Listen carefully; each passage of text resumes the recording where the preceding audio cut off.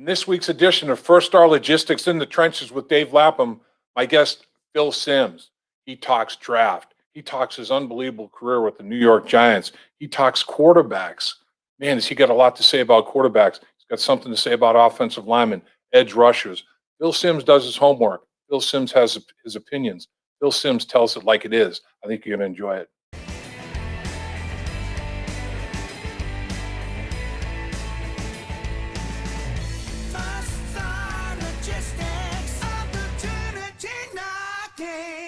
Thanks for listening to First Star Logistics in the Trenches with Dave Lapham. You can join us wherever you get your podcasts, but hit that subscribe button on YouTube. We want to build our channel. Welcome to the studios at First Star Logistics. We're in the trenches with Dave Lapham and special guest today, Phil Simms, the legend of the New York Giants. Phil Simms is in the Ring of Honor. He's had his jersey retired. He was a Super Bowl champion. Two-time Super Bowl champion, Super Bowl MVP, multiple-time Pro Bowler. Name and honor, Phil Simms has achieved it. And welcome to the podcast, my man. Well, Dave, good to be on there. And all those things, the Giants gave them all to me just because they felt sorry for me. That's it. I mean, you know, my God, played on some really bad teams, the Giants. Fortunate enough that we got it straightened out there for a time in my career where we had great success. And, of course, you know, the honor, being in the Ring of Honor, which – I understand that the Bengals are going to do that. Is that right? Yes, they're starting Ring of Honor. Yes. I know. And the big guy I'm looking at is going to be in it. Oh, I don't know about that, but Anthony Munoz and Paul Brown first of all, and Anthony Munoz, those are the first two in right now. Is that all? That's all they're going to do is two? Well, there's going to be two voted on. There's a ballot that's going to be going out here, I guess, fairly shortly, and they're going to do two more, and then I guess 4 year. I guess all the parameters haven't been spelled out yet, but it's a beginning. It's a start. Yeah. Well, I just was reading the article and your name was front and center. I said, "Wow, how great is that?" So it's awesome. You know, and not just saying this because you're there, but the one thing we always overlook in many things in Hall of Fame, talking about great players, you know, linemen are the last guys to come up. And we always constantly say on TV everywhere, you know, we got to have a line, but we never talk about them. Then when it comes to the game, well, they lost because the quarterback didn't play well. Oh, okay. So, but it's really interesting how we've brainwashed the public. But I don't say we, but the media's brainwashed it. It goes no deeper than maybe one or two guys and the quarterback and, of course, the coach. So, Phil, you play your high school football in Louisville, Kentucky, and then you go play 1AA at Morehead State. What took you to Morehead State from Louisville, Kentucky? You just want to stay in state?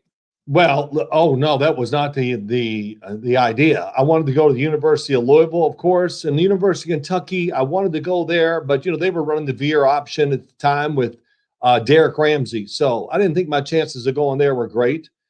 He was just a year ahead of me too. So, but I just did a little video for the coach at Morehead State who recruited me, Roy Terry, lives in Naples, Florida. I said, "Thank you, coach.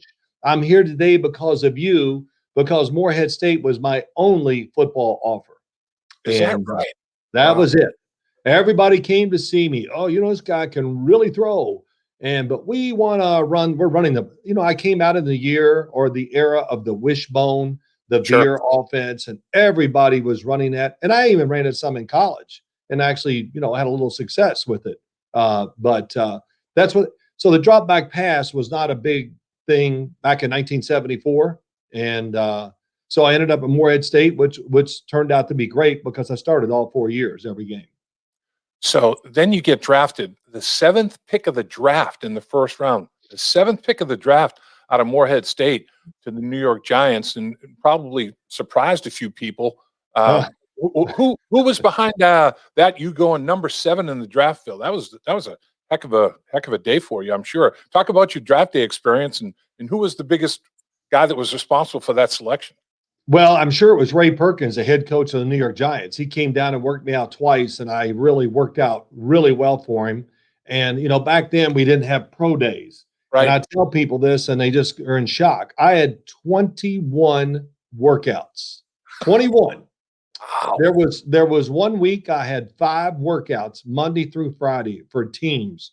Wow. And I'll tell you, most of the time I got head coaches, things like that. but Ray Perkins had the courage to say he wanted me.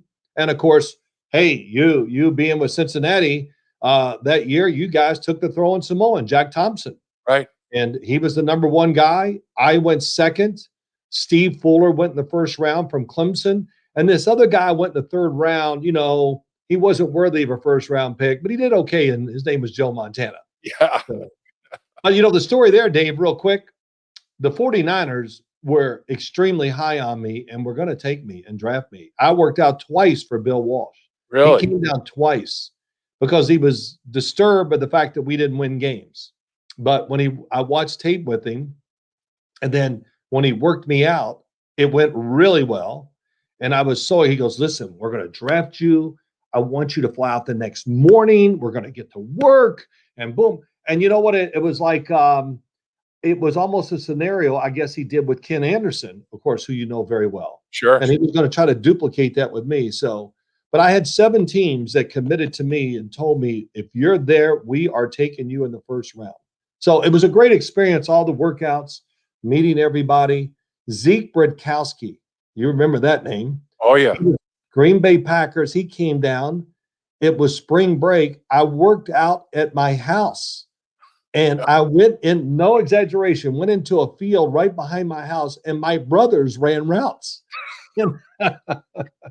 And after about 30 minutes, he goes, wow, I've seen enough. Let's go. And so we went back to our house. We had lunch, and my mom made apple pie and all that stuff. And maybe that's what sold him, is that the apple pie was great. Unbelievable. Now it really is. Some of those stories, I laugh about them even to this day. Man, you could chuck it now. There's no question about it. Tremendous arm strength. A game that vividly hits me, I think it was 1985, when you came to Cincinnati and threw for 513 yards or something like that. Yeah, I know it's one of the top passing yards games in all-time NFL history still to this day. What was that? Yeah, it's up there. Whatever. The thing that bothers me, Boomer Esiason, when he played for the Cardinals, actually threw for more yards than that. So I got to eat that all the time with him, working with him in the studio. But and he goes, and I won my game. And I said, Boomer, when the game is over and once it settles down, the reality is I threw for 513. So winning and losing kind of went out the window. And you know how you lose and you go into the film session day, the next day you think it's just going to be a beatdown? Yeah. We went in there, and Ron Earhart was our offensive coordinator, and he goes, looks at us, he goes, men, let me tell you, hell of a day. And because we amassed so many yards, he just, hey, we can't do it all. But it was hot, steamy, of course, humid. I've already said that. And they blitzed like crazy against me that day. My God, we couldn't pick up nothing. But it was a great day to throw. And honestly, physically throwing the ball, it was one of my better days probably in my career of just throwing passes into tight windows, all that stuff. I can remember a lot of those throws like it was yesterday. Oh, man, I remember that performance. I mean, it was stellar. You put on a show, just threw the heck out of the football. And then, of course, your Super Bowl MVP, when you beat the Denver Broncos 39-20, you go 22 for 25. You complete 10 in a row. You had a quarterback rating of over 150. I mean, you lit it up that day. 3 touchdown passes. I mean, what's it like in the biggest game of your life to play at that level? Bill Parcells said after the game, and rightfully so, I think, might be the best game a quarterback's ever had. Yeah. When I actually saw that, I don't know when I saw it, years later, because I never watched the after part of the game. And when I saw it, I said, man, that must have hurt him to say that. Because for 8 years I played with him, I was effing Sims. And I mean, he was, but I was really calm, had read so much about the Super Bowl and the history and the stories from other quarterbacks. And, we played that year. It was a rough year for us on offense until the very end. We had injuries that were just incredible, kind of like the 49ers but we hung in there and we won a lot of really ugly, close games. But we got healthy at the end of the year. We got hot. And leading up to that game and the playoff games and then practicing for the Super Bowl, we were so in tune. It was scary. In fact, we cut our practice short the Friday before the Super Bowl because I think Parcells got nervous. Really? And he goes, oh, Sam, so he gets save it. Let's don't lose this. We got it. Don't lose it before the game. I'm just going, oh, well, okay. I really hadn't thought of it. It was really funny. And I could see he truly was nervous about, we were practicing so well that he didn't know if we could carry it over to the game. But, I was always this guy. I never worried about winning and losing. Just play. And then when it comes to a certain point of the game, Dave, and you know this, then when it gets to be that time, then you start making decisions or taking chances or doing whatever to make sure you give yourself the best chance to win. So let's go to this year's draft a little bit, Phil. Let's start with the quarterback position, the most important position in maybe every team sport is the quarterback position. It's incredible. You have to have so many attributes, such a big skill set, and everybody has to have their franchise quarterback, and there's always a run on quarterbacks. And this year it could be first 4 picks of the draft are quarterbacks. Do you think that could actually come to fruition? I think it could. I think if the situation, I'll just say this, if the situation was a little different down in Atlanta, that it probably would be the first 4. I think Atlanta, just not to get into this yet, but I think they're really, really high on one quarterback. But, they got Matt Ryan. And, it's amazing. Well, get him out, get a new guy, just the media. I actually heard people today that saying, well, it's getting near the end for Matt Ryan. You need to get a guy now. But I don't think they'll take one there. So it'll be interesting to see what happens. But no position is more reliant on other people, players and coaches and organizations than a quarterback. And I've seen some really average quarterbacks. Hey, look, I don't put myself in any kind of whatever. Look, we won and I won a Super Bowl and did that because I was on a really good team with a good supporting cast and really, truly a great coaching staff. So that's really important. But do I think the first 4 will be? If it does, it would only be because somebody trades in there to get the 4th pick. I do not think the Atlanta Falcons will take a quarterback. How do you rate the quarterbacks, Phil? I know that everybody is going to get their quarterback as early as they possibly can. They feel like this year is the year of the quarterback, and next year maybe there may not be as many quarterbacks available. So you better move up and get your guy this year. But you look at it, Joe Burrow, where was he the year before he had his breakout season? This year, Mac Jones, where was he before he had his breakout season? So I'm sure in next year's draft, there's going to be a couple of quarterbacks that lit it up, and everybody's going to be clamoring from them. That's just the nature of the beast, isn't it? It absolutely is. We're prisoners of the moment. A couple things come to my mind. The narrative now is, how can Justin Fields be falling? We had him as the second quarterback all this time. Well, who's we? Right. Who's we? And I'm not saying how I judge them, but it's the media. Oh, we're on Sports Center, and the host is going, I think, Justin Fields should be the number 2. Well, did you study him? Did you watch him? And of course, I'm not knowing where he's going to go in the draft. But if he falls, it's because that's how the NFL saw him, not commentators. And, I value the opinion of a lot of people who do this, that are on TV, because I know they're studying. Sure. But when people just randomly make these comments, well, he was the number 2 player all year. What happened? Well, the NFL got involved and started analyzing and doing these things, and things leak out, whatever. So it changes. I don't know where he's going to go, but that's to be seen. But when they say somebody's falling, in whose eyes are they falling? The NFL's or the commentators on TV? Dave Lapham here, and every day I am grateful for my experience to have played professional football. As a player, I realize self-motivation, leadership, and appreciating your teammates are key. At First Star Logistics, you can use those same attributes to create the life you want for you and your family. Build your future by working hard like I did. You'll see results both on and off the field. Call First Star Logistics today and be part of our winning team. Talking. You, as the 7th pick of your draft, certainly the value paid off. I mean, you won a Super Bowl. You won 2 Super Bowls. You won MVP. Quarterbacks, in some cases, I'm sure, in some cases, and it's been proven over time, they're overdrafted. And then No question. after that first round, now you can get bargains like the Joe Montanas, the Tom Brady's, or whatever.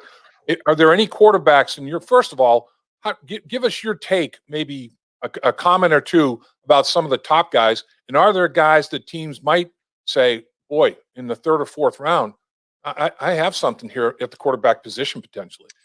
Yeah, it's getting to be so hard once if you don't go really high in the draft or really to get that shot at being the so-called franchise quarterback. You almost have to either be extraordinarily great in practice where they find some way to get whatever in the game, or you got to hope for injury to get a chance. And that's really like, this is my shot. Either I make it or I don't. Let's go back to Joe Burrow. I got so long in my answers, I'll keep them short. Joe Burrow, I studied him a lot after his junior year. And I remember going, God, I like this kid. I actually called his father and said, hey, yeah, I called his father during that summer. Said, I'd really like to throw some with your son and work with him. I think I can help him. And we had a long conversation. And I actually was talking about, what I like and what I think I could help him get better at and all this. And I remember watching his senior year, and I think it might have been early in the season when he was playing at Texas. And he had an unbelievable game. I go, well, I probably won't be talking to Joe Burrow any. And but the talent didn't change. It was the same, but he got a great system that exploited his talent and let him show off who he really was. The year before, they were still doing the less miles, let's run the ball and throw it on 3rd and 10 every time, that kind of thing. And even then, he looked good.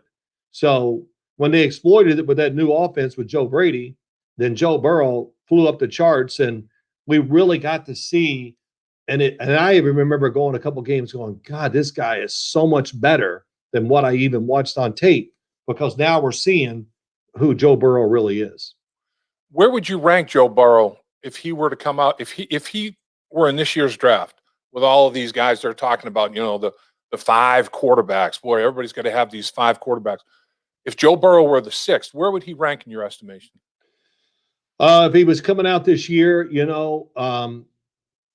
I wouldn't even hesitate to say he's the most polished guy of the whole group. And this is going back to last year, what I thought. I just thought he was so polished. He's a size, athletic, all that, the decision-making, the quickness, the easiness, which he did everything as a quarterback. The only thing that I said about him that worried me a little is, I'm one of these guys. Are you going to make special throws in the game?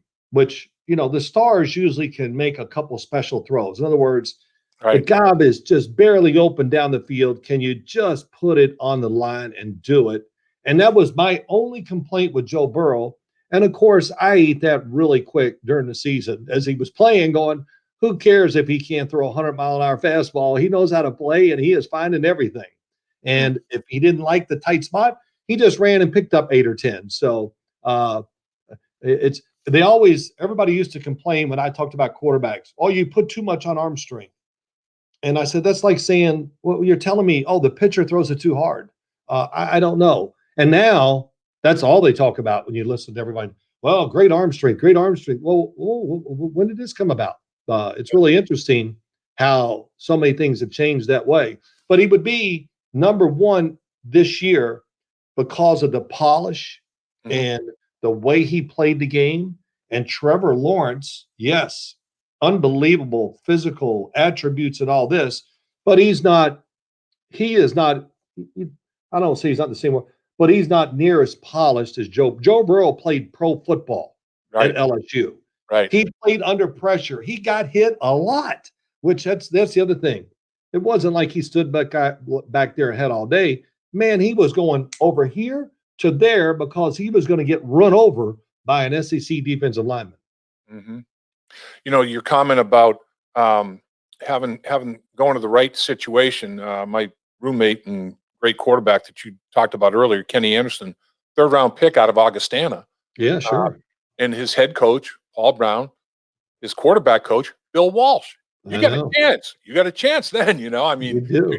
you're going to be developed a little bit. There's no question about that. And Kenny's always said that. He ended up going to the right place. It was. Oh, well, yeah, but Kenny's a big guy.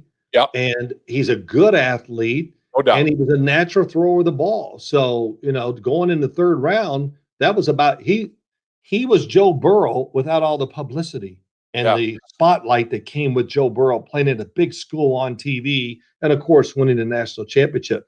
But Kenny Anderson controlled the ball as well as any quarterback that you can put up there. He was Joe Montana. Oh, wow, what a shock.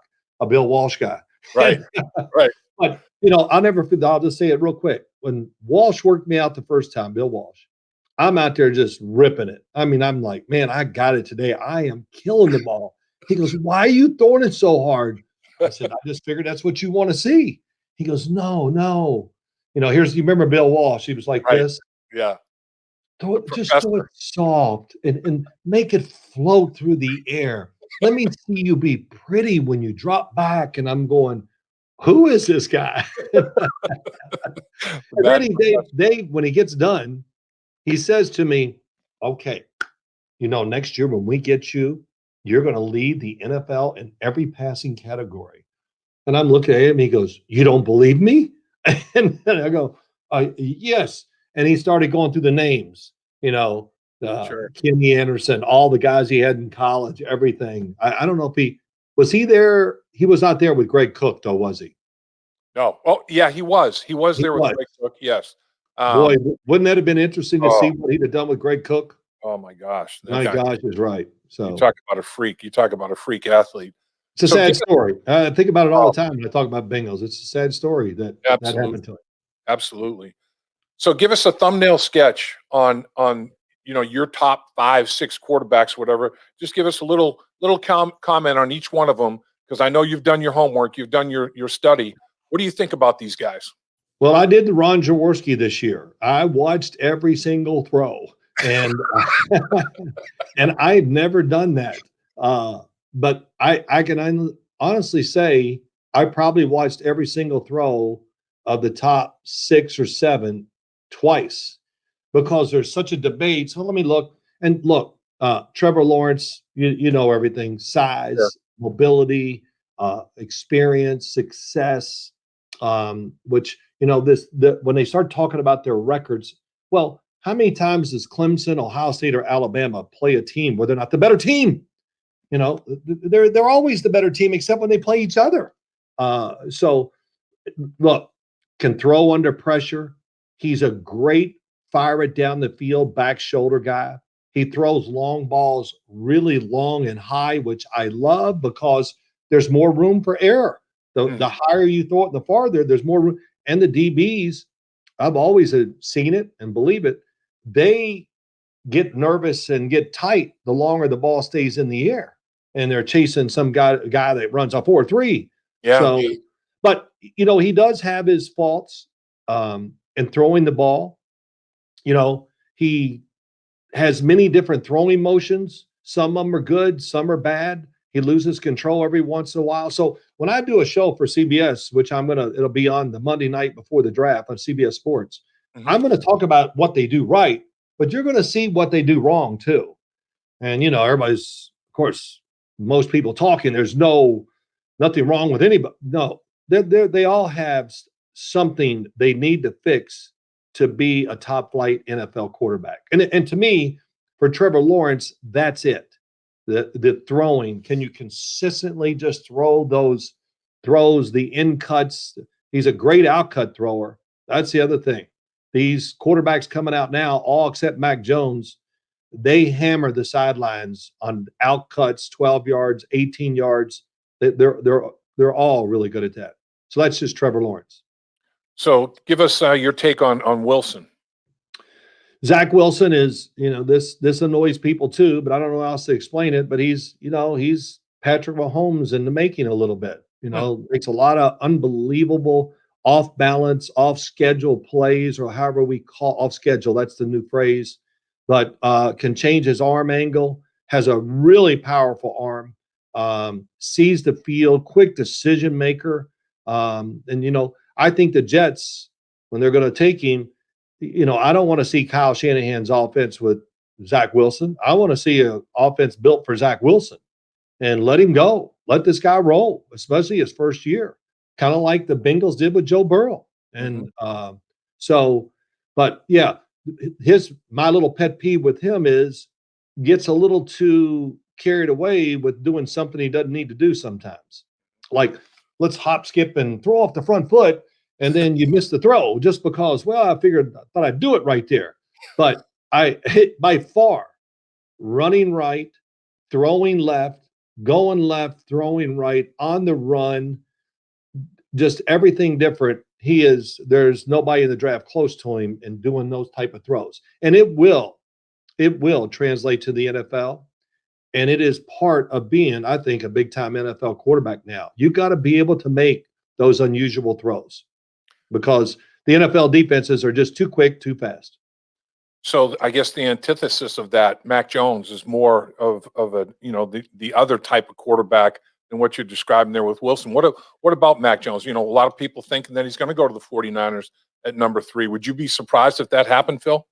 No, I won't be surprised. He fits their system very well. And that's how Kyle Shanahan is coached really his whole life in the NFL. So, okay, if he takes somebody else, there's going to have to be some changes, which he can do. He's a very creative person. Sure. But Mac Jones fits that system very well. He's a very good throwing routes across the field, has great touch. And, people hate all this stuff, but he does. He has great anticipation and can find guys as quick as anybody that you got to love. But, I'm going to say a lot of, and, believe it or not, throwing the football short, he's a machine. If the guy is running out of the backfield and he's starting to turn upfield to the right side, he is going to put it right there where they catch it and are be running at the same time. I think I only saw 1 or 2 the whole year where he did not hit the guy perfectly in stride. Now, what do I wish? He's very good moving in the pocket, but of course, I wish he was a little more athletic, and I wish he had a couple more feet on the football. And, like I said, you heard me. I like guys that when they have to, they can turn up the heat and do it. And that would be my complaint about him too, just a little. But Dave, they weren't always wide open at Alabama. Mm-hmm. How come we didn't say this about Tua? He had 4 big-time pros out there for him. And that was never all. We didn't. It's just interesting. But Alabama offense was something I've never seen in college football. They threw it screens to receivers, and everything else seemed like it was 20 yards down the field. And he was accurate as you can be 20 yards down. I mean, they did. Sarkisian, Nick Saban, their offense was probably the most aggressive passing offense I've seen in college football. I mean, I saw a stat the other day that blew my mind. Waddle, 17 touchdown receptions, all of them over 40 yards. What? Yeah. I mean, that's ludicrous. That's well, great. Did you see, you watch him, if he gets one step on you, have you seen that engine he has from the waist down? That's an engine. I mean, that thing can turn over and, we're talking about top flight SEC corners, one step behind him and they can't catch him, and he's catching the ball and running. So, but that describes their offense. When you double teamed a wide receiver at Alabama, they were going to double move the inside guy and go free. Oh, I got him in. You got him out. That's great. Who's got him long?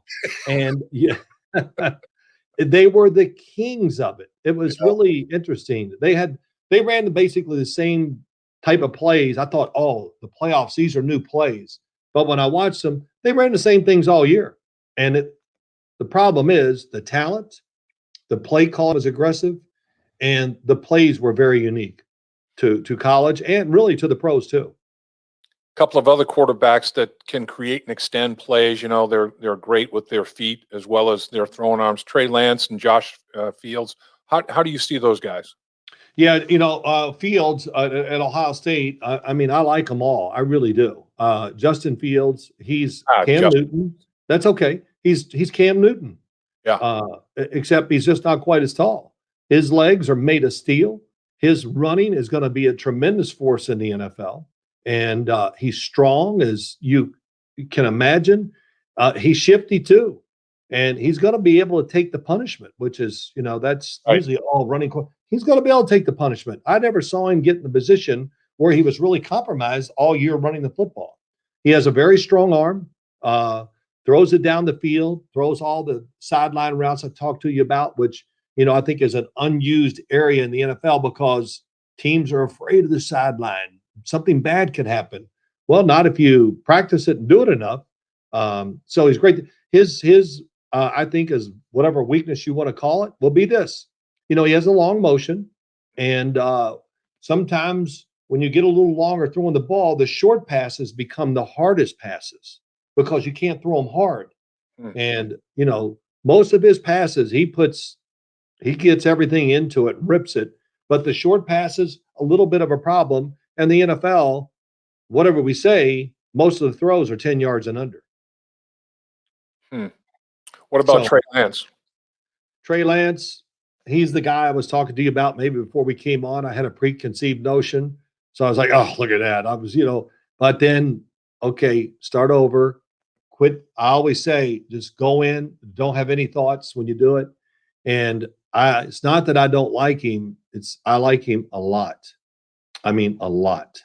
I'm really surprised. 1 year, it had, I want it because I know people watch us take it in the right way, but it was Joe Burrow traits.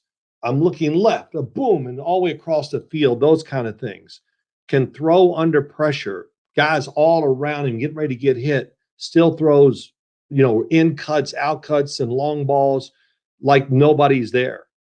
Good runner, powerful runner, another guy that takes a lot of contact. I know he played in the lower division, but, he's built like a freight train too. And just really polished for only having one solid year of college football. I can't. We might get to talk to the North Dakota State head coach. I want to go, well, what the heck are you doing with these quarterbacks? I mean, they 3 in a row now. They've had that they're going to turn out to be pros. So that's pretty unique and good. No question about it. No question about it. So the other guy that I just want to mention real quick, Kellen Mond from Texas A&M. Yeah. I liked him on TV. Kept going, wow, why don't people talk about this guy? But first rounder, Phil? What's that? Is he a first rounder in your estimation? Could he be? No, I don't think he will be. You never know, but I don't think he will be. He'll be maybe the only quarterback that will go in the second round. And really good arm. Stands in there, tries to be the guy that runs the play how Jimbo Fisher wants it. Threw into tight spots the whole year. Their receiving core was very average, and he played nothing but SEC teams. 19 touchdowns, 3 interceptions, and he threw so many pro-quality passes into tight coverage where he had to make a quick read and just rip it in there and can get it down the field. My complaint about him, why don't you run more? You're a good athlete. Don't stand in there and die with the play. If you're reading the play and you see nobody in front of you, run. And what was amazing, late in the year, he started to run, and it changed their offense even more. But I was really impressed with him. He's got a kind of an old style arm, elbow way up when he sets the throw, and I think that bothers people. But the results, that's what I'm worried about. That motion didn't bother me at all. Okay, so you're a general manager for the Bengals for the day in the draft. Oh, here we go. I love this. and now I know you're highly regarded around the league. You probably could have been a general manager. You probably had opportunities to be a general manager in your illustrious career. But the 5th pick of the draft, did the Bengals take Pitts? Did the Bengals take Sewell? Did the Bengals take Chase? Did the Bengals trade back? What do the Bengals do if you're running the draft?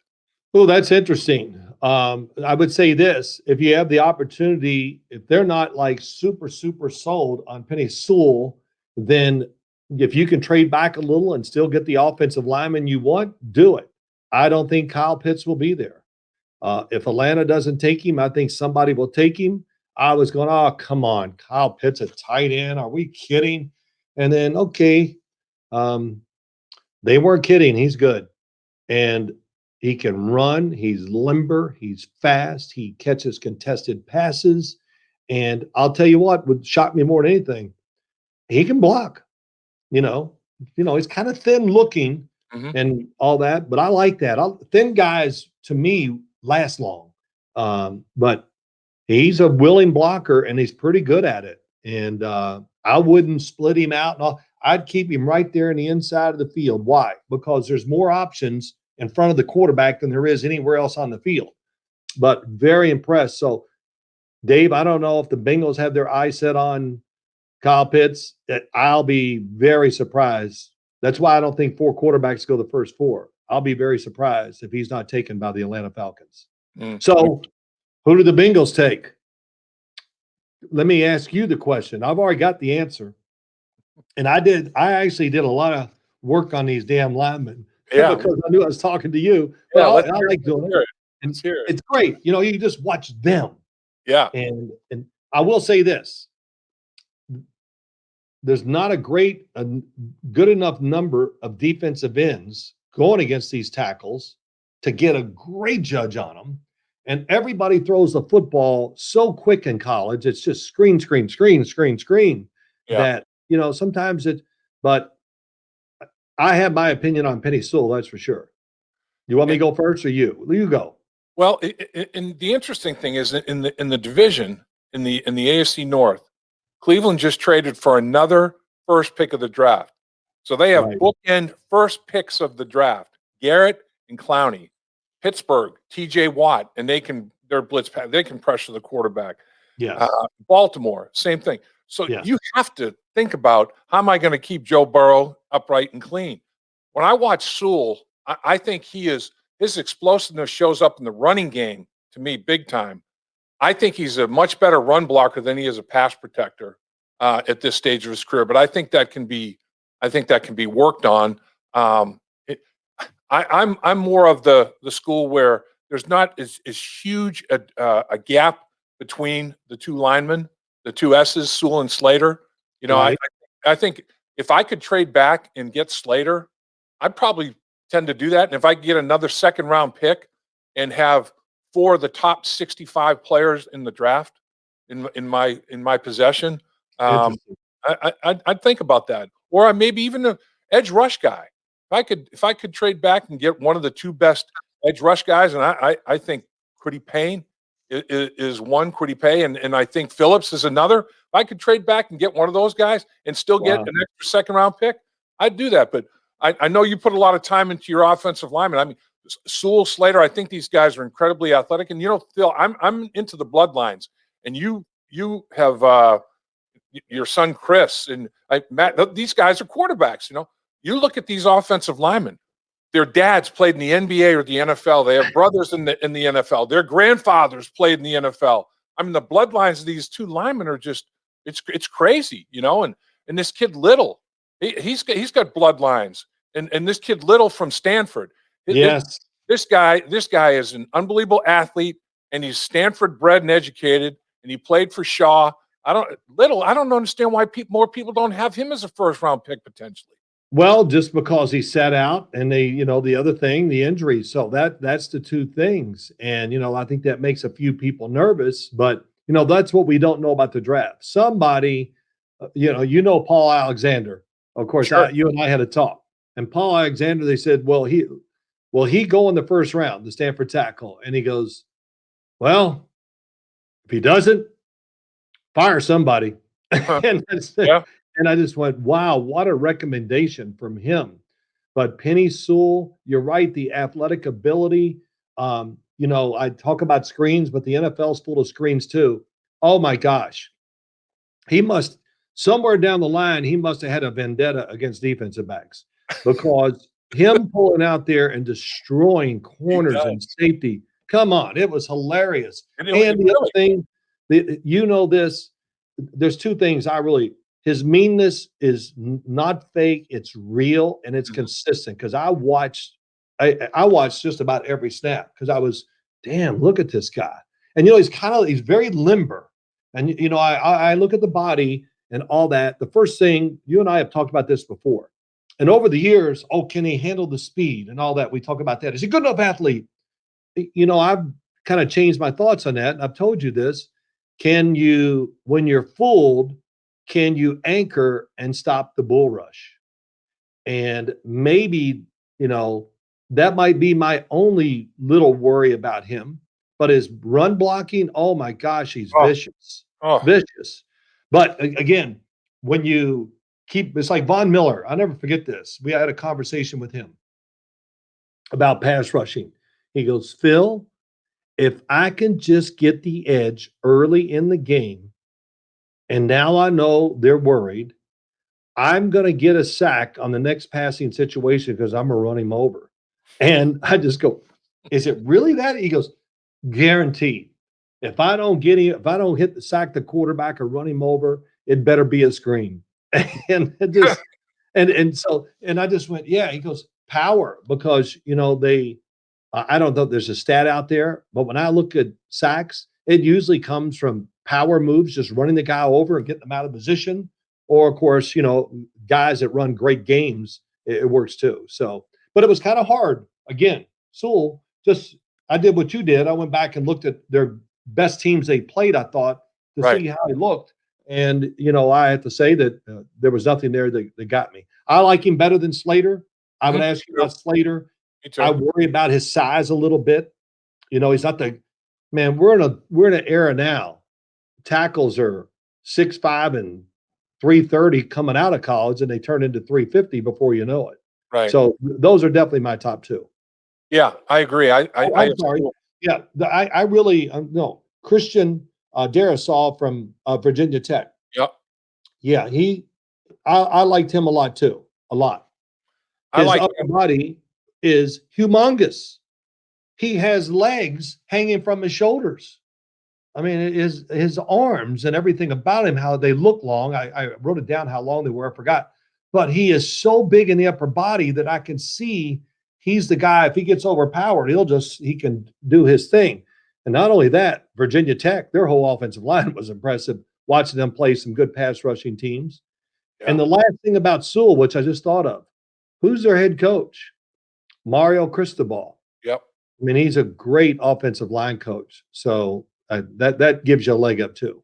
I agree. And you mentioned the length. That's a little concern. Sewell and Slater, neither one are long, but Darrisaw does have some length, like you said. And the other thing, he's got big, strong hands. And when he punches, and when he punches and grips people, whoo, it's over. I mean, he gets his hands on you, it's over. I don't think his feet are as good as Sewell and Slater. I think I'm not saying he plods, but I don't think his feet are as quick or as smooth or as agile as those guys. But he is a beast. I mean, he's a big, powerful kid. There's no question. I think it's well said. And you know what? Always too, as I looked at him, as soon as I saw him on film, I went, "Oh my God, he's a giant." And size is a talent. And it can help. Mekhi Becton last year.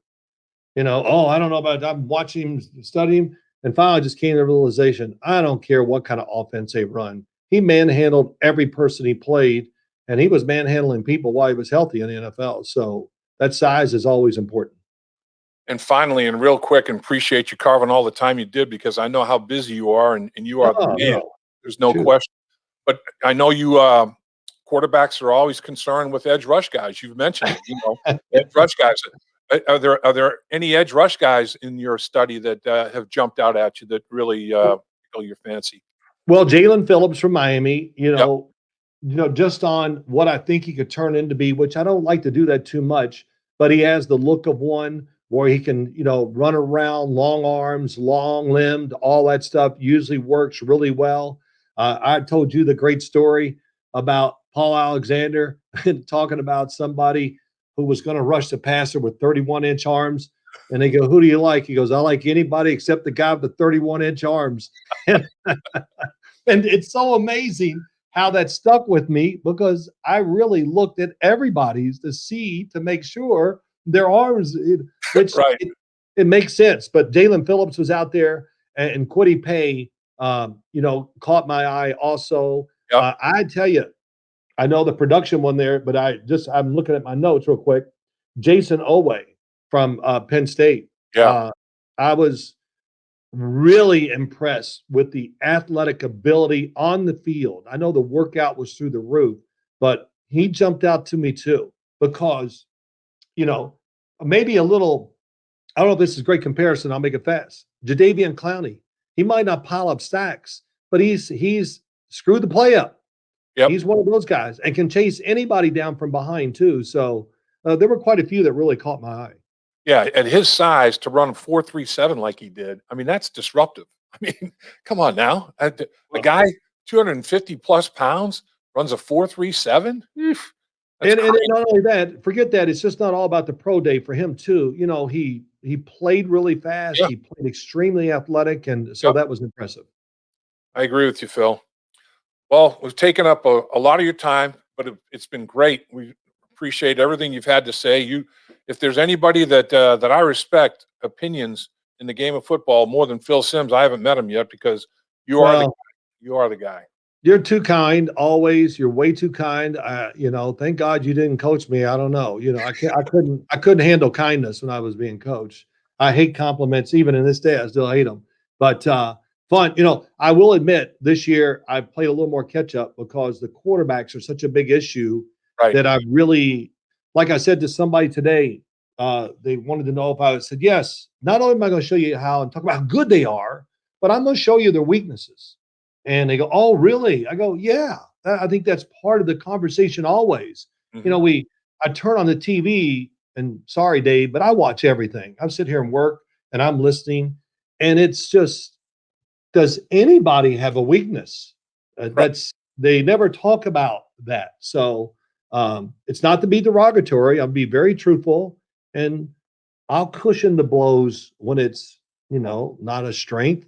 But I'm really looking forward to doing the show and talking about the quarterbacks. The one common theme about all the quarterbacks coming out, as good as they are, none of them throw the ball in a run worth a, well, let me change my words, not very well.